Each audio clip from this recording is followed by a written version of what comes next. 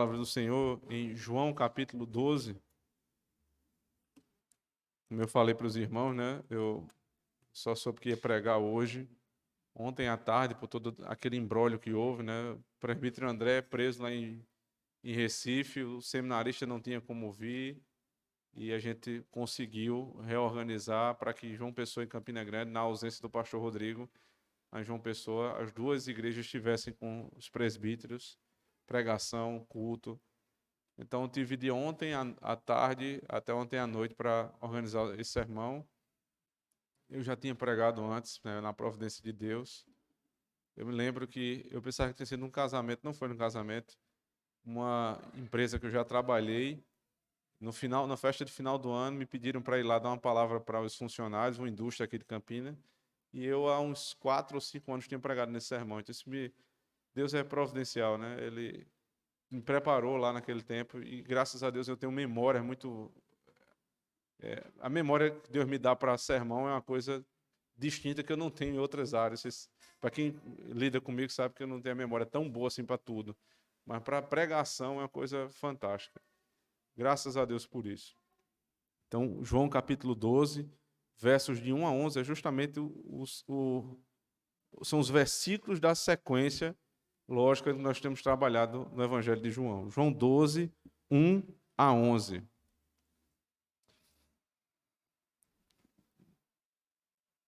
Verso 1.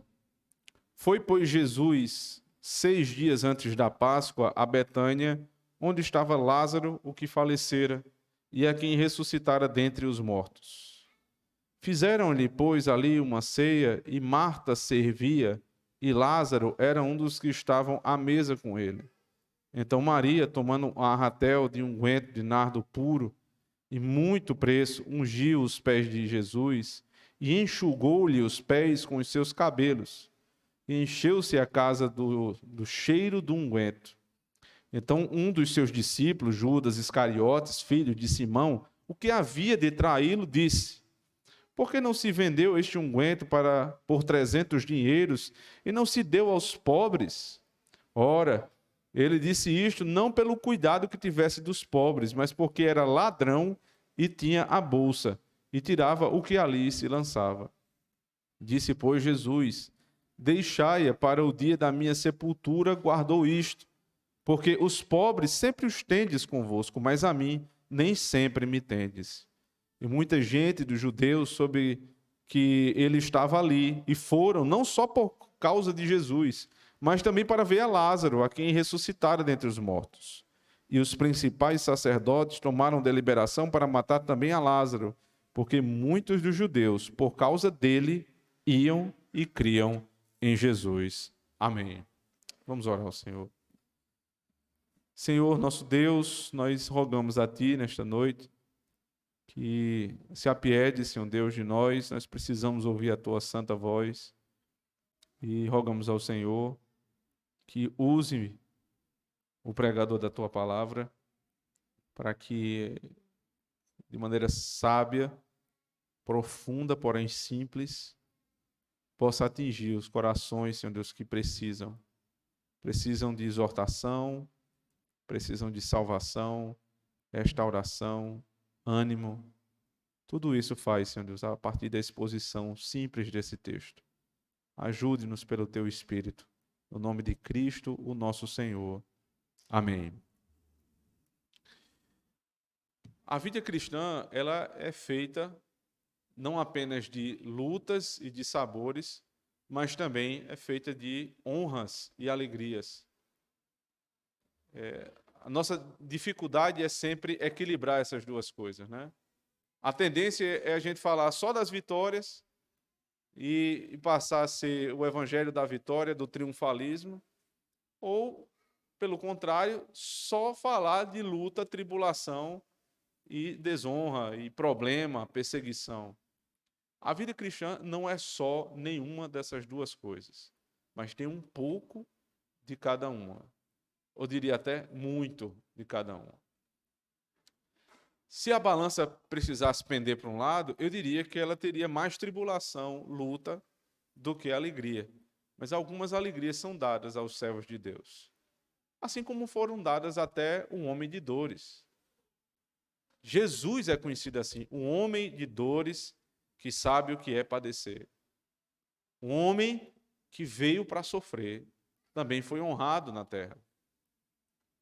No capítulo 11, nós acompanhamos, depois da cena onde Jesus vai e ressuscita Lázaro da morte, uma sequência de humilhações, perseguição, injúria, mentira, engano, tentativa de matar o Senhor, até que ele se vale, né, da sua sabedoria e do poder que ele tem, e ele escapa indo para uma cidade chamada Efraim, para não morrer.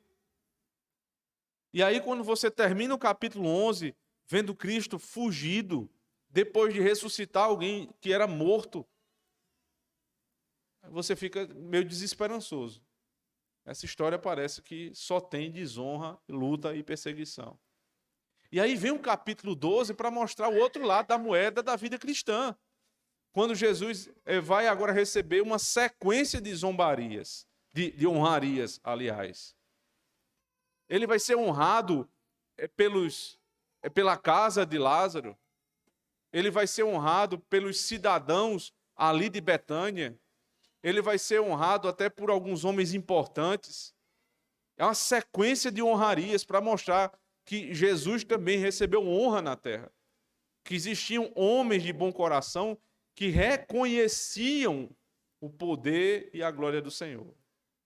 Então, esta balança ela serve muito bem para demonstrar como é a nossa vida. Se isso aconteceu com o Senhor, então acontece também conosco. Esse é o primeiro ponto do sermão. O segundo que nós devemos avaliar aqui são as tensões que o evangelista João sempre traz durante a sua narrativa. João, ele trabalha sempre com ponto e contraponto. Então, é luz e trevas. Você tem luz e você tem as trevas. Você tem os discípulos e você tem os judeus. Você tem o povo de Deus contra os que estão contra o povo de Deus. Então, ele vai trabalhando essas tensões muito fortes. E aqui, dois personagens, eles ficam claros. Você já teve Jesus e Nicodemos, Jesus e a mulher samaritana, Jesus contra o Sinédrio, Jesus contra um outro grupo de judeus. E aqui, Jesus, aliás, Maria,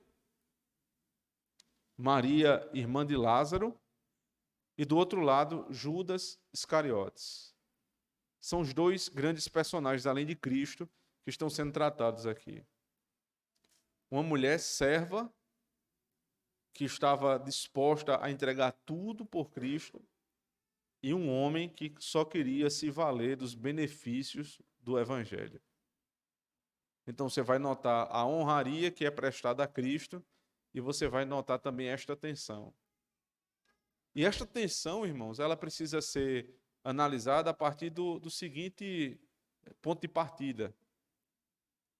Judas não era um inimigo de Cristo até então. Judas era um discípulo. Judas era um apóstolo. Judas era o primeiro tesoureiro da igreja. Ser membro da igreja, ser oficial da igreja, não garante nada a ninguém. Você pode enganar muita gente. Você pode ter a forma de falar como os crentes falam. Você pode até aparentemente ter uma vida correta, exteriormente falando. Você pode ter aparentes bons relacionamentos e mesmo assim ser um traidor. Esse ponto do sermão, irmãos, deve nos fazer pensar em como a prudência deve sempre estar adiante dos crentes. Nós estamos numa igreja, reputo eu, muito saudável, onde os relacionamentos são sempre muito bem pastoreados. Pessoas que você não tem aquela rotatividade absurda, Você vem numa igreja num ano, depois você vai visitar no outro ano, é outro povo completamente diferente. Isso não acontece aqui conosco. Algumas pessoas vão se incluindo, né, de maneira muito gradativa, outras acabam indo para outra cidade, coisa dessa natureza, mas você não tem muita rotatividade. Então isso gera uma certa segurança. Mas mesmo assim, irmãos, nós não podemos ser ingênuos em achar que simplesmente você ter uma membresia, o nome arrolado numa igreja, quer dizer que você pode abrir sua vida para todo mundo. Você não pode. Sabe por quê? Porque Judas Iscariotes estava arrolado entre os 12 discípulos. Não somente isso, Judas Iscariotes carregava a bolsa, como é dito aqui, a tesouraria da igreja. Judas pregou em nome do Senhor. Judas ajudou na expansão do reino. Judas andava com Cristo. E mesmo assim era Judas. O nome de Judas é algo interessante, né? Você não vê palavras de Judas em lugar nenhum da Bíblia. Judas é o personagem mudo. Só tem uma hora que ele fala em toda a Escritura, nesse texto. E a vez que ele abre a boca para dizer alguma coisa, é para demonstrar uma preocupação que ele não tinha com os pobres. Membro, oficial, tesoureiro, amigo do Senhor, traidor. A traição, irmãos, aquele que usa da confiança, porque o inimigo não te trai. Quem está fora da tua vida não te trai. Não faz sentido você dizer que uma pessoa que não gosta de você lhe traiu. Porque, por definição, não há traição de quem já é teu inimigo. Mas as traições, elas vêm de pessoas que nós confiamos, que nós depositamos confiança, muitas vezes de maneira irresponsável da nossa parte. Nós devemos reconhecer isso.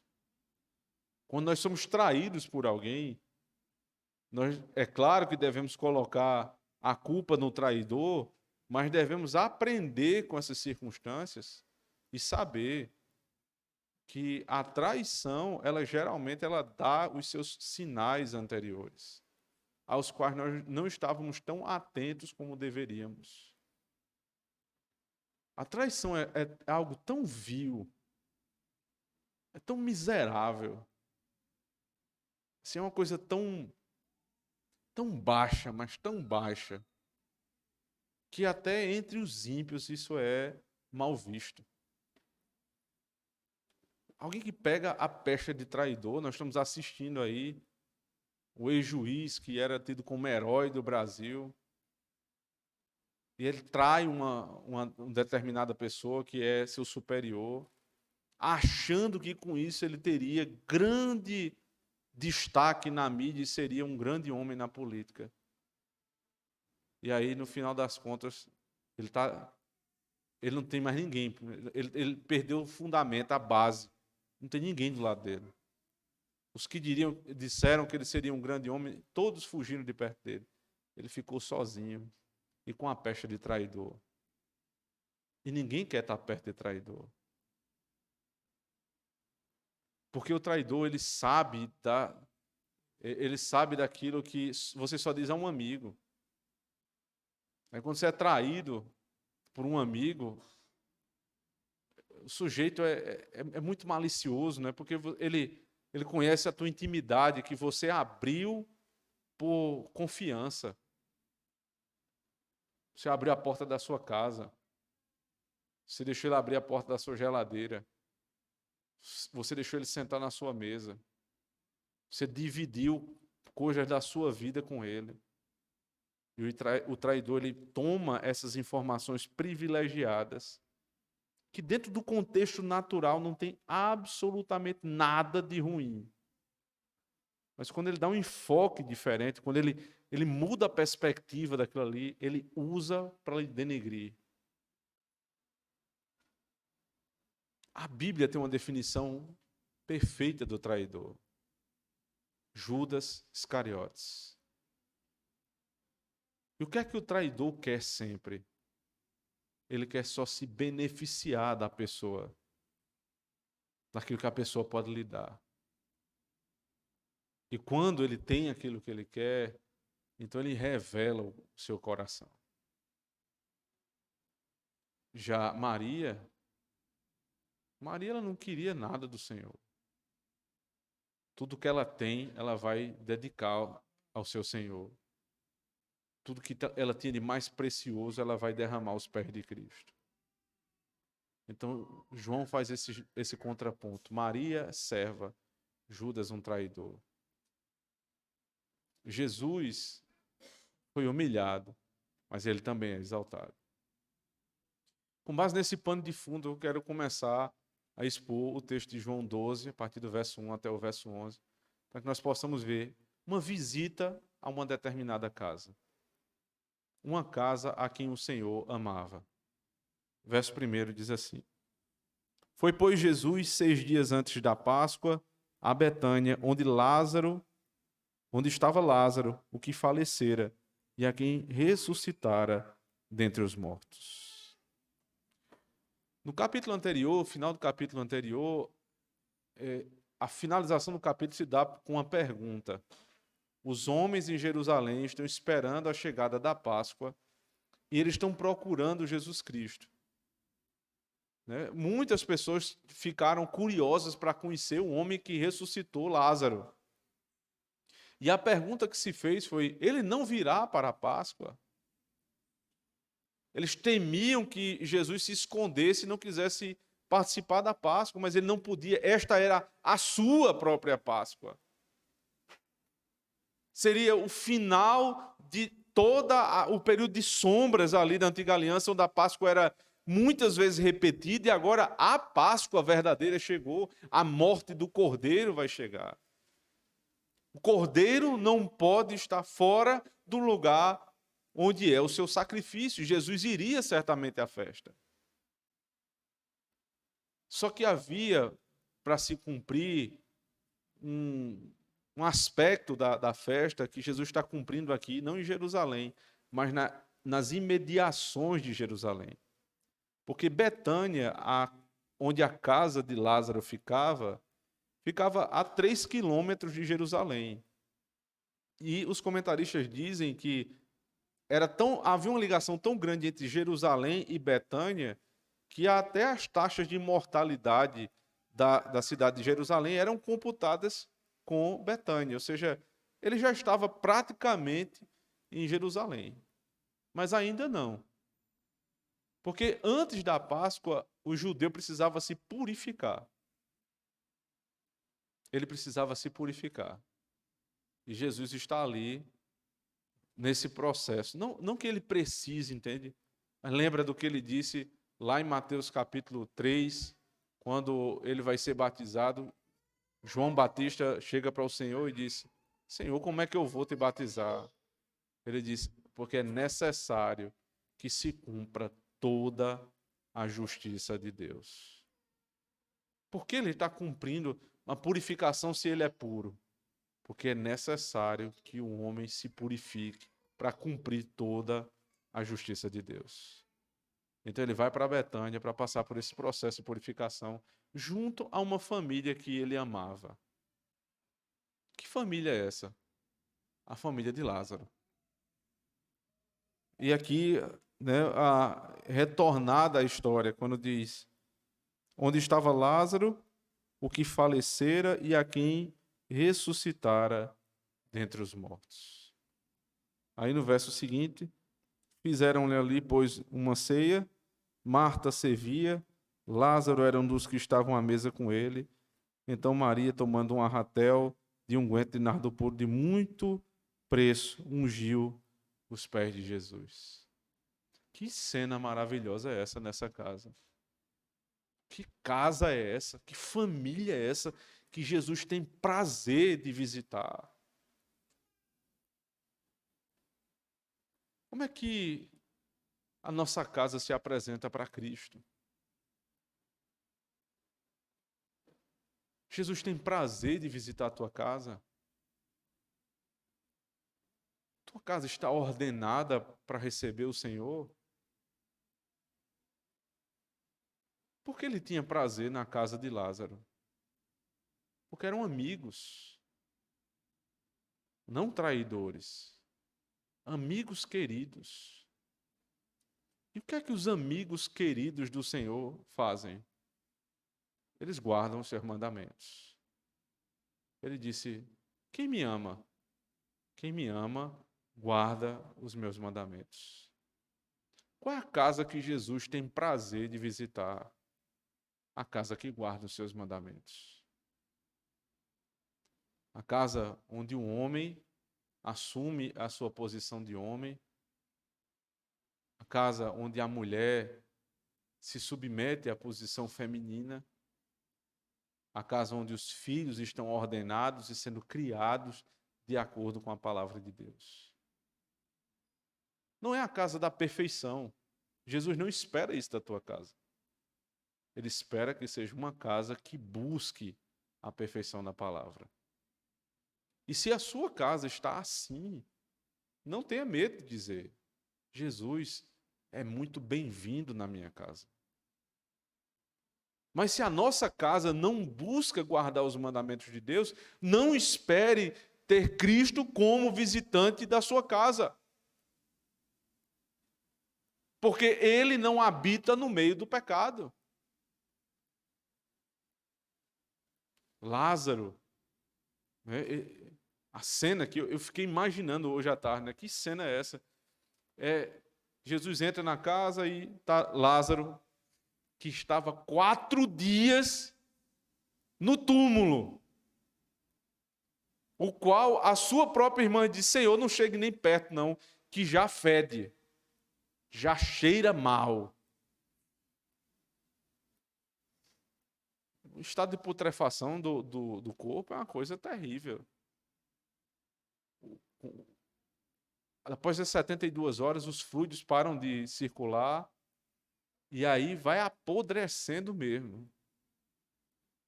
E aqui você pode ter um vislumbre da capacidade, do poder do Senhor de fazer aqueles fluidos apodrecidos e parados voltarem a circular e voltarem a circular de uma maneira que fizesse bem ao corpo de Lázaro.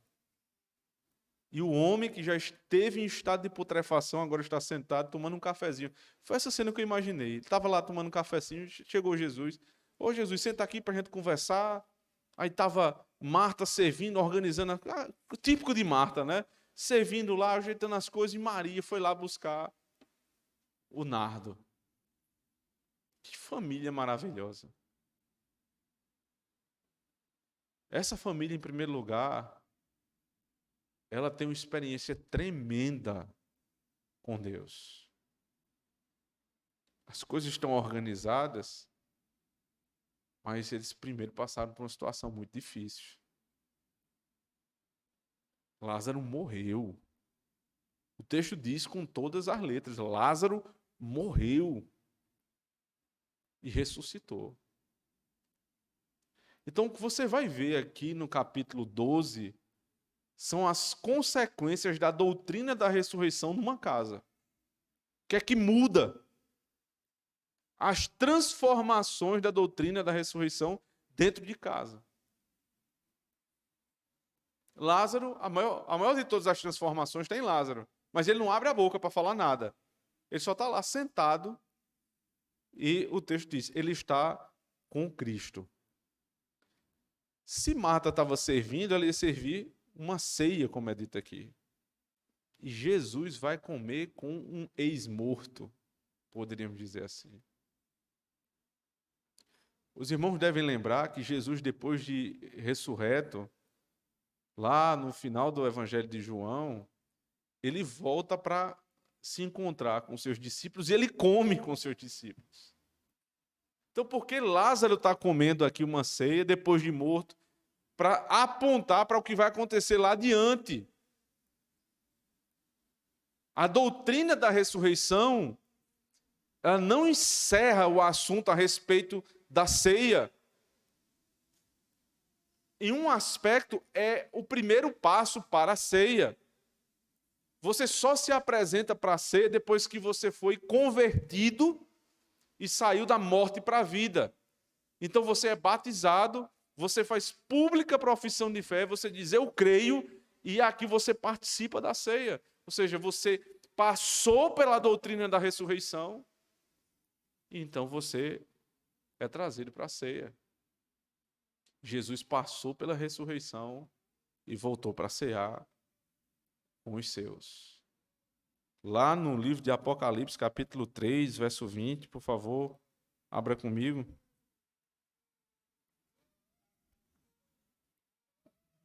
Apocalipse 3, 20 diz: Eis que estou à porta e bato.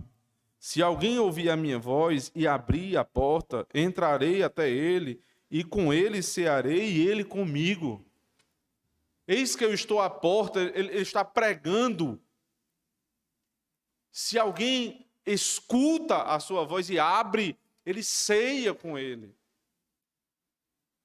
Porque essa é a promessa que está lá em Apocalipse 19 também.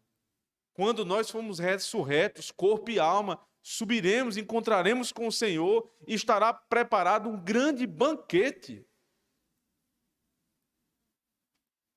A refeição, irmãos, é um cenário perfeito para nos ensinar o que é a comunhão dos santos. Por que Lázaro, Marta e Maria prepararam uma ceia para o Senhor? Porque não tem forma melhor do que você demonstrar gratidão, respeito, comunhão, do que chamar alguém para comer em casa. Saiba disso, quando alguém te chama para jantar na casa dele, aquela pessoa tem respeito e admiração por você. Ou é um traidor miserável, que está querendo ludibriar, mas se é alguém que tem construído uma amizade com você, ali está uma grande demonstração de respeito, admiração e desejo de comunhão. Eles dão uma ceia para o Senhor. Mas a ceia precisava ser preparada. Alguém tinha que fazer isso. Verso 2: Fizeram-lhe, pois, ali uma ceia, e Marta servia. Isso não é difícil de acontecer, né? Marta servir. Lá em Lucas, nós vimos, né, que ela também servia. Antes da ressurreição, uma outra visita que o Senhor fez a esta mesma casa, o texto fala que Marta servia enquanto Maria estava aos pés do Senhor. Só que há uma pequena diferença. Naquela ocasião em Lucas, quando Marta estava servindo e Maria estava sentada aos pés do Senhor, Maria reclamou. Aliás, Marta reclamou de Maria. Ele disse: o que é isso, Senhor? Não te importas que eu esteja aqui atarefada, correndo para um lado e para o outro, fazendo tudo sozinha, enquanto Maria está aí sem fazer nada? Mas Jesus disse: Marta, Marta, andas inquietas, com muitas tarefas, mas uma só coisa te era necessário. E Maria escolheu a melhor parte. Cuidar da casa é bom. Organizar a casa é muito bom. Mas se o preço disso for perder coisas mais importantes, tem alguma coisa desordenada na sua casa. Se para a tua casa ter tudo num cantinho, bem certinho, os teus filhos não têm liberdade de brincar, não tem um lugar para eles brincarem, então você está colocando uma coisa que é menor acima de uma coisa que é maior. A brincadeira dos teus filhos, o espaço que eles precisam ter, né, para extrapolar toda a energia que uma criança tem, é muito mais necessário do que uma casa organizada. Você vai ensinar, seu filho terminou de brincar, meu filho, agora você vai organizar tudo, você vai lá e vai guardar. Mas eles precisam ter liberdade para brincar. Se para tudo ser do jeito que é na tua casa, Ninguém pode fazer nada, ninguém pode sentar no sofá, ninguém pode arrastar uma cadeira, né? Tem casa que é praticamente interditada a sala de estar, porque a sala de estar aqui ninguém está na sala. Ninguém pode estar porque tem que estar tudo perfeito. Não faz sentido, porque é uma sala de estar. Você precisa usar com moderação, com sabedoria, mas precisa usar. Antes da ressurreição, Marta pensava assim. Mas agora, depois da ressurreição, o texto só diz o seguinte: Marta servia. Não tem Marta reclamava, Marta servia. Porque ela aprendeu quando ela estava quase prestes, ela perdeu o seu irmão e o irmão voltou. Quem estava ali? Jesus, que ressuscitou o seu irmão. Que porcaria de resolver nada. Agora, ela estava por ali na cozinha e escutando a conversa de Lázaro, tentando pegar alguma coisa que pudesse sair dali. Aproveitando o que podia. Não deixou de fazer sua obrigação, mas também não quis colocar regra na cabeça de todo mundo. Cada um tinha algo a fazer. Cada um fazia algo ali. Então, olhe para a sua Bíblia. Verso 2, fizeram-lhe, pois, ali uma ceia, e Marta servia, e Lázaro era um dos que estavam à mesa com ele. Então Maria, tomando um arratel de unguento de nardo puro, de muito preço, ungiu os pés de Jesus e enxugou-lhe os pés com os seus cabelos, e encheu-se a casa do cheiro do unguento. O nardo puro, finíssimo, era um perfume caríssimo que ela tinha. E ela só tinha esse frasco. Depois vai ser citado aqui o valor do frasco. Um perfume custava cerca de 300 denários. E um denário era mais ou menos o valor da diária de um trabalhador. Ou seja, esse único perfume, ele para ser comprado, você tinha que ter o dinheiro do trabalho de um homem comum durante um ano. Ela não era uma mulher rica, mas ela pegou aquele nardo e ela ungiu. Não confunda essa história com outra história dos evangelhos que fala sobre uma outra Maria que enxuga as suas lágrimas nos pés de Cristo com os seus cabelos. Não pode ser a mesma porque não são as lágrimas, é o nardo e algumas outras distinções dessa história. O que ela faz aqui é muito semelhante ao que você lê lá no Salmo. Quão bom e agradável é que os irmãos estejam em união. Aí lá no final é como o óleo que desce pela barba, a barba de Arão. Essa é a unção. O óleo era derramado na cabeça, descia pelo rosto, passava pela barba e ia até os pés. Essa era a unção que era feita para os profetas, para os sacerdotes, né, para os reis. E esses três ofícios são exatamente os três ofícios de Cristo. Ele é profeta, ele é sacerdote e ele é rei. Só que esta unção, Jesus aponta por que estava sendo feito assim. Ela está me preparando para a minha morte. Observe. Quando Judas diz isso, disse Jesus lá no verso 7. Deixai-a para o dia da... Disse, pois, Jesus, deixai-a para o dia da minha sepultura, guardou isto. Não era unção de um rei, sacerdote e profeta. Era unção de um rei, sacerdote e profeta que estava para se entregar para o seu povo. Ou seja, era a unção do morto. Ela estava preparando o corpo de Cristo para a morte. A casa que tem experiências com o Senhor, que experimenta a ressurreição, ela começa a ter uma outra visão do que é a morte. Maria, ela tomou consciência, Jesus vai morrer. Meu irmão foi ressuscitado, mas ele vai morrer. E aí ela começa a preparar esse corpo. O que é que ela tinha Certamente ela ficou procurando, né? Jesus chegou na minha casa depois de ele ressuscitar o meu irmão e ela tem consciência que Jesus está para morrer. Ela foi lá dentro, foi pegar o que é que tem aqui de mais valioso.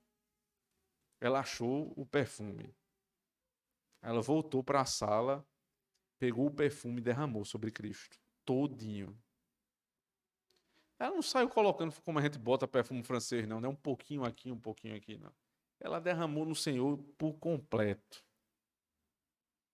Se ela tivesse 2 frascos, eu não tenho dúvida, ela tinha derramado os 2 frascos. Tudo que ela tivesse de mais rico, de mais valioso, ela tinha entregue ali. Porque esse foi o evangelho que ela aprendeu. O evangelho que Maria aprendeu foi o evangelho que eu dou o que eu tenho. Eu entrego o que eu tenho ao Senhor. Com liberalidade, com generosidade. É o evangelho que não precisa a gente estar pegando no pé de ninguém para dizer, ó, lembre do dízimo. Parar o culto para ficar aquela ladainha o tempo inteiro. Por favor, irmãos, lembre da obrigação de vocês, lembre da obrigação de vocês. Esse não é o evangelho de Marta, nem de Maria, nem de Lázaro. Esse é o evangelho de Judas. O evangelho, quando ele é conhecido verdadeiramente, ninguém precisa mandar você dar.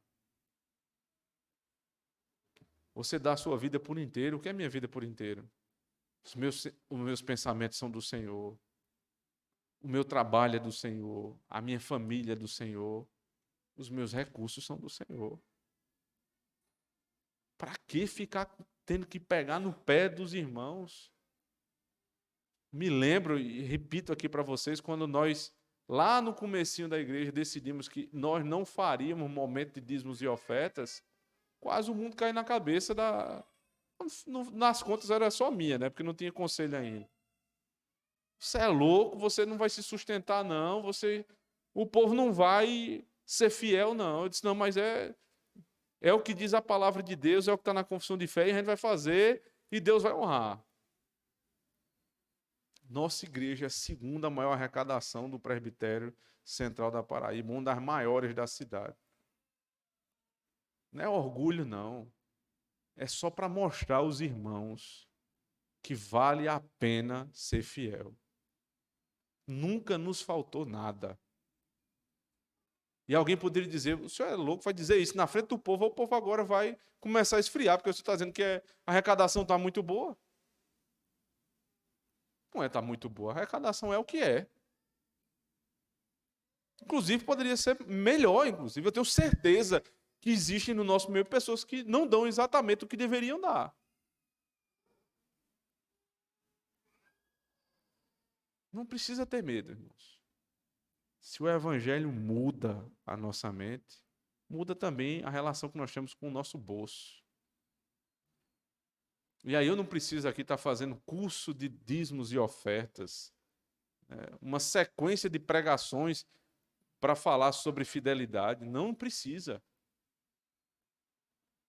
Quem foi que fez essa pregação para Maria aqui? O curso que Maria fez aqui para ela dar tudo. Ela só olhou o irmão dela, meu irmão estava morto e reviveu. O Senhor da minha vida e a vida do meu irmão está aqui. O que é que eu faço? O que eu tenho mais valioso eu dou a ele. Quem mudou isso foi o Evangelho. E aí, ainda no versículo 3, diz, enxugou-lhe os pés com os seus cabelos e encheu-se a casa do cheiro do unguento. Que cena pesada essa, né? Jesus lá está todo molhado de perfume. Ela vai para os pés de Cristo, pega o cabelo dela e vai enxugar os pés do Senhor. Provavelmente chorando. E o que eu fiquei pensando na hora é, que cheiro ficou essa casa? Imagina, o perfume mais caro que existia foi derramado todo de uma vez no corpo de um homem.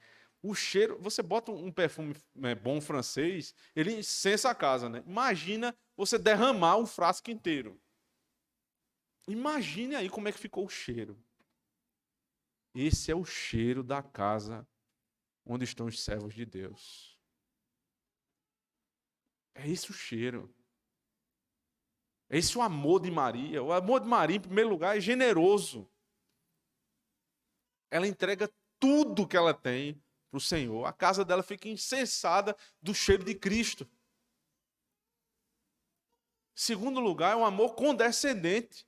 Ela não chamou funcionário, empregado, vem aqui e faça isso aqui por mim. Não. Ela foi lá com as suas próprias mãos e serviu. Generoso, condescendente, cheio de fé. Ele vai morrer pelos meus pecados. Jesus disse, deixa, porque ela está me preparando para a minha sepultura. Ela sabia o que ia acontecer. Lázaro, ressuscitado, sentado à mesa tomando um cafezinho com o Senhor. Marta servindo sem reclamar. E Maria derramando tudo que tinha no Senhor. Essa é a casa que ama Jesus. Cada um sabe a sua própria função. Ninguém tomou a função do outro. Marta não quis ser Maria. Lázaro não quis ir para a cozinha para servir. Não. Cada um no seu lugar. Lázaro ali era um homem da casa. Quem vai receber o Senhor? O homem da casa. Quem vai cuidar da cozinha? A mulher da casa. Quem vai demonstrar a valiosidade daquela visita? Uma outra mulher da casa. Todos eles fazendo, cumprindo a sua própria função. E a casa ficou ordenada. Essa é a casa que serve a Cristo. Agora, tem um contraponto. E Judas, o traidor? Verso 4. Então, um dos seus discípulos, Judas Iscariotes, filho de Simão, o que havia de traí-lo, disse, por que não se vendeu este unguento por 300 dinheiros e não se deu aos pobres? Se você pesquisar na ata de fundação do PT, o nome de Judas está lá. Pode pesquisar. Um dos fundadores, Judas Iscariotes. Porque isso aqui é o lema de qualquer esquerdista. Nós estamos preocupados com os mais pobres. Ah, como eles repetiram isso. Pátria educadora. Fome zero. Bolsa Família. E preocupados com os pobres. E tome dinheiro para pobre. E aí quem paga o dinheiro para o pobre? O povo trabalhador vai pagar mais imposto porque a gente precisa sustentar os pobres. E acabar com a pobreza. E acabar com a miséria. E esse discurso passou ali alguns anos e a gente ficava olhando assim, rapaz, esses caras estão dando dinheiro mesmo para os pobres. Até que estourou a bomba. Aí estourou a bomba. E quando estourou a bomba, os pobres continuaram pobres e eles cada vez mais ricos. E um delatando o outro. Um delatando o outro. Ah, foi ele que, numa determinada negociação, para eu poder votar nele, ele pagava 30 mil. Aí estava lá, mensalão, 30 mil. Era dobrar o salário do deputado para o deputado votar naquilo que o governo queria. Aí corrupção nos Correios. Aí petrolão. Mas era o pobre. Isso aqui é para ajudar os pobres, para que não fique faltando dinheiro para ninguém. Paguem mais imposto, paguem mais imposto. E eles ficando cada vez mais ricos. E aí, quando a justiça começou a ser feita, atabalhoada, como sempre, aqui no Brasil, o maior tribunal do Brasil ficou só olhando. Aí, quando no momento certo que a opinião pública baixou a poeira, eles disseram, mas rapaz, ninguém viu. A gente estava aqui, ninguém percebeu, que isso não era para ser lá em Curitiba, é errado de cidade, aí vai colocar agora noutra cidade. anula todo o processo, começa tudo de novo. Provavelmente vai ser prescrito o processo, porque vai se perdendo o tempo. Começa tudo de novo. A gente errou a cidade. Desculpa aí, viu? Erramos a cidade. Quem vai pagar a conta? Sabe o que vai acontecer? Nós vamos devolver o dinheiro com juros e correções para os ladrões. Qual era a desculpa? E os pobres? Quem vai cuidar dos pobres? Essa foi a desculpa de Judas, membro de honra do PT. Esse homem olhou para aquela cena, veja, a cena que eu acabei de descrever, ele viu de outra forma completamente diferente. Ele olhou e disse: isso aqui é porque vocês não têm amor aos pobres. Essa mulher não sabe cuidar das suas riquezas. E o Senhor Jesus deixou um negócio desse acontecer. Como é que... E os pobres? Aí a informação. Verso 4. Judas Iscariotes, filho de Simão, o que havia de traí-lo. Aí depois, outro comentário de João. Ora, ele disse isto não pelo cuidado que tivesse dos pobres, mas porque era ladrão e tinha a bolsa, e tirava o que ali se lançava. Veja se não é esse homem. Isso aqui é o fundador, meu irmão. Isso aqui é o matrícula 001 do PT. Por que não deu os pobres? Aí, comentarista que é onisciente diz, mas isso é conversa. É porque ele era o tesoureiro. Veja, ele tinha o dinheiro da igreja na mão. Ele não é um ladrão comum, não. Ele é o ladrão do dinheiro da casa de Deus. Ele ia lá e tirava do dinheiro. Então, se o dinheiro do perfume tivesse sido vendido, colocado lá na bolsa da igreja para o trabalho diaconal, ele tinha pego um pedaço. Se ele não tivesse pego tudo. Isso é o pensamento do corrupto. Pode deixar aqui que eu organizo tudo, para que não falte para nenhum pobre. E aí, irmãos, a gente vai cair nessa conversa de novo. A partir de agora, é candidato a deputado, é candidato a senador, é candidato a presidente, é candidato a governador. Todo mundo quer resolver o problema do pobre, mas no final das contas, o que eles querem, na maioria dos casos, é ir lá e tirar o dinheiro da tesouraria. É desculpa de ladrão.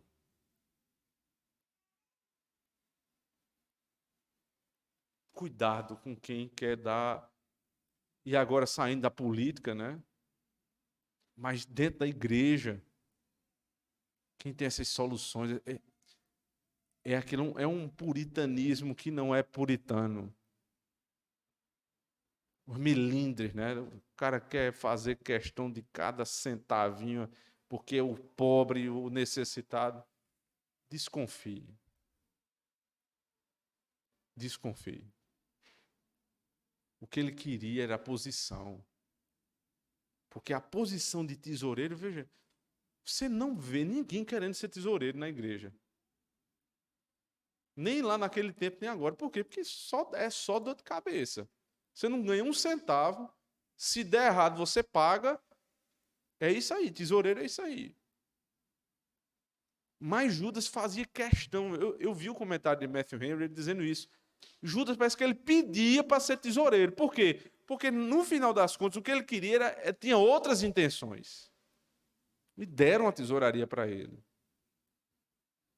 Para ele se beneficiar. Maria entregou tudo por conta do evangelho. Ele queria surrupiar o dinheiro do povo usando o evangelho.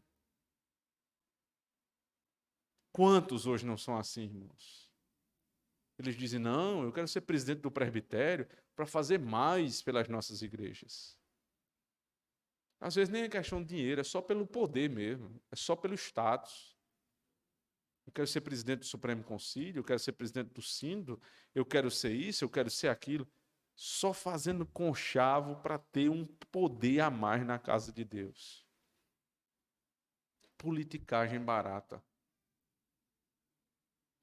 Politicagem barata. É o mesmo espírito de Judas. Que não é só ladrão, não, é traidor. O sujeito que tem a capacidade de enganar, de roubar, é o mesmo que tem a capacidade de entregar o outro para a morte por conta de dinheiro. Ou vocês não se lembram do final da história de Judas? Por 30 moedas de prata, ele entregou o Senhor. 10% do valor do perfume, ele entregou o Senhor. Maria deu 300 denários, um perfume que valia 300 denários. Para quem conhece o Evangelho, Cristo vale tudo. Para quem não conhece o Evangelho, Cristo é só uma fonte de renda. Quem deseja ser pastor, irmãos, deveria, em primeiro lugar, ter condições de ganhar dinheiro com qualquer outra coisa, demonstrar isso. Você vai me provar que você tem condição de ganhar dinheiro com outra coisa. Você é competente em outras coisas. Porque muitos buscam o ministério, buscam o seminário, porque fracassaram em tudo. Não deram certo para nada, fracassaram em tudo, e aí vão usar a igreja para ter uma carreira profissional. E quem entra no ministério assim nunca se conserta. Nunca, porque tem o mesmo espírito de Judas. Quem entrar no ministério para saber o que é que o ministério pode dar para si. O ministério não tem que dar nada para mim. Nada. Eu que tenho que me doar pelo ministério. Agora, por conta do meu trabalho, a igreja me paga. Mas não é carreira profissional. Seguindo com o texto, ele diz no verso 8, porque os pobres sempre os tendes, as palavras de Cristo, convosco, mas a mim nem sempre me tendes. Isso aqui é o fundamento do argumento de Cristo para que deixasse Maria continuar fazendo o que ela estava fazendo. Ele disse, olha, que hierarquia de valores é essa que você tem, Judas? Dá para os pobres? Quantas oportunidades vocês têm de dar para os pobres? De ajudar os pobres? Agora, eu estou para morrer, ela tá embalsamando o meu corpo, e você está preocupado com os pobres? Tem aí a bolsa, a tesouraria? Outra hora você vai cuidar dos pobres. Esse é um texto aqui, para muita gente que fica dizendo que no dia do culto é melhor estar na favela do que estar no culto, como Antônio Carlos Costa, um pastor presbiteriano, a quem eu não tenho mínimo respeito por esse tipo de afirmação. Não, os pobres, tem a hora de você ajudar os pobres. E ninguém em sã consciência dirá que esta igreja não coopera com os pobres. Agora, na hora do culto, no dia do Senhor, você deixar de cultuar para subir favela, morro para ir ajudar os pobres vocês os tendes em outros momentos. Agora é a hora de estar diante do Senhor. É exatamente este o argumento de Cristo. Cada coisa no seu próprio lugar. Agora, imagina se para ajudar um pobre você não deve deixar de estar no culto. Imagina para receber uma visita. Ah, pastor, nem pude ir. Chegou fulaninho lá em casa. Ó. Aí eu não ia ser mal educado e botar para fora. Ah, então você prefere ser educado com fulaninho, que é mal educado com você porque chegou sem avisar, para não ser, e para ser, você prefere ser mal educado para Cristo, que ficou lhe esperando lá, que já tinha marcado um compromisso desde a eternidade com você, e você resolveu ficar lá fazendo sala para seus amiguinhos. Tenha santa paciência, rapaz. Você não ordenou sua vida, não. Você não sabe o que é cada coisa no seu lugar. Chegou na minha casa, né, e eu já passei por isso uma vez. Né, quem mora em condomínio sabe que às vezes isso acontece. O cara está rodando lá pelo condomínio, foi na casa de alguém, entrou, pô, senta na tua casa. Disse, meu amigo, muito obrigado pela visita. Agora, infelizmente, não vou poder lhe dar atenção. Venha num horário mais propício que a gente conversa com você. Agora não dá. Estou indo para a igreja. Quem tem que ficar com vergonha não é você, não. É o sujeito que é mal educado. Ele que tem que ficar morto de vergonha e dizer, me desculpe por não ter avisado e vir na sua casa. É assim, irmãos. Mas é um milindre para tratar com os outros e nenhum para tratar com Cristo. Nos aproximando do fim do texto, verso 9, muita gente dos judeus soube que ele estava ali, e foram não só por causa de Jesus, mas também para ver a Lázaro, a quem ressuscitara dentre os mortos. E os principais sacerdotes tomaram deliberação para matar também a Lázaro, porque muitos dos judeus, por causa dele, iam e criam em Jesus. Muita gente foi, né, quando eles souberam que Jesus estava com Lázaro lá em Betânia, pertinho de Jerusalém, todo mundo foi-se embora para Betânia, se encontrar com o Senhor. Mas aí o texto diz assim, não só com Jesus, mas também com Lázaro. Por quê? Meu amigo, pense na situação. Você sabe que alguém morreu e ressuscitou. Quem é mais interessante de conversar? Humanamente falando. Com quem foi lá do outro mundo e voltou, né? E aí, Lázaro, conta aí como é que é morrer. Se teve essa conversa, a Bíblia se cala. Você não tem uma única vez a Bíblia relatando como foi que alguém foi no outro mundo e voltou, o que foi que ele viu lá. O apóstolo Paulo dizia, eu subi até o terceiro céu, voltei, mas eu vi coisas que não são dignas de um homem saber. Mas, conta aí, Paulo. Não. A gente para por aqui. Não é da nossa conta. Não é da conta dos crentes saber aquilo que não foi revelado. Ah, como é o céu? Conta detalhes aí do céu. Eu não sei, meu filho. Eu não sei. Agora, você quer saber, é fácil, né? Você é crente, morra. Você vai ver o céu bem rapidinho. Ou então espere. Espere que vai ter sua vez. Mas a gente não vai ser bisbilhoteiro do céu. Investigador dos meandros da palavra de Deus. Não vai, não precisa. Eles foram para lá ficar conversando com o Senhor, e aí chamou a atenção dos judeus. E agora o final do texto diz assim, e os principais sacerdotes tomaram por deliberação matar também a Lázaro, porque muitos dos judeus, por causa dele, iam e criam em Jesus. Aí sobrou para Lázaro agora, né? Lázaro é um cara meio morredor. Porque tinha acabado de morrer e ressuscitou. Agora já tem gente querendo matar de novo. Deu um tempo aí. E ele morreu depois, né? Mas o que é isso? Quando as pessoas têm raiva de Jesus, elas têm raiva dos seus discípulos. É natural. Não tem como. Se você é amigo de todas as pessoas do mundo, eu sou um cristão fiel, mas todo mundo me ama. Espera aí, meu filho. Espera aí, você quer contar essa a quem? Não dá para se dar bem com todo mundo. Quanto mais você é firme nas suas posições, mais as pessoas te odeiam. E a vontade que elas têm é te matar. Umas começam a tramar, outras só têm a vontade. Mas o que elas querem é nos calar e nos matar. Porque se fizeram isso com o nosso Senhor, farão também isso conosco. O que é que nos importa, irmãos? Saber que essa é a vida cristã.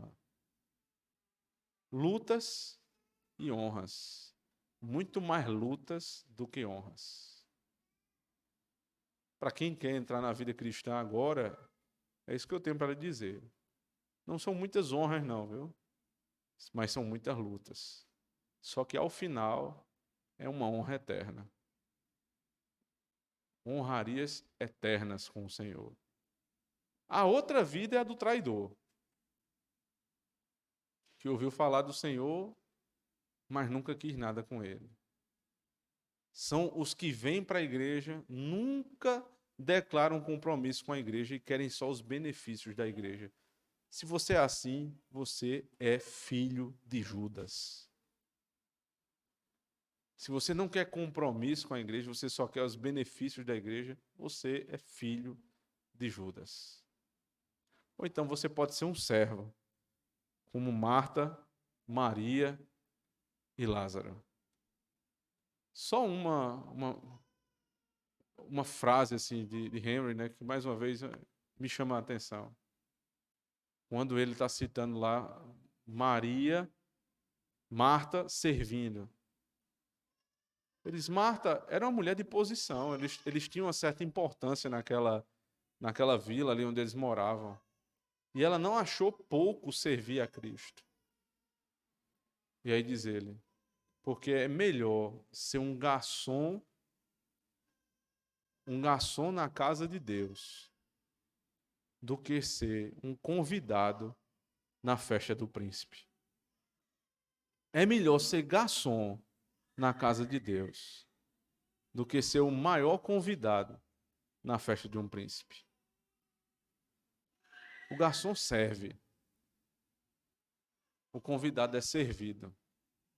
É melhor servir na casa de Deus do que ser um convidado especial nas festas do mundo.